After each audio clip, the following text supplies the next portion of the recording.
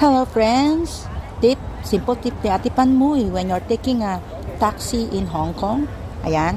Siyempre, number one, kailangan ninyo may dala kayong perang pambayad. Cash or card or online payment. And make sure, hanapin ninyo kung nasa ng taxi stand para mas madali kayo makahanap ng taxi. Dahil ang mga taxi ay nakapila sa stand. Ayan.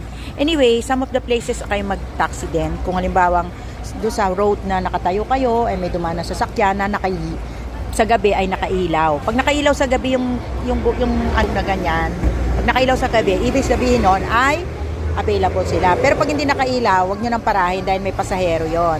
Also, make sure na bilangin ninyo kung ilan ang capacity kasi yung iba ay 4 seats at ang iba ay 5 seats. Kaya yan po, tandaan ninyo ng taxi, make sure na hindi nyo mag-iwan ang inyong gamit. Thank you! Bye-bye! Magta-taxi na ako.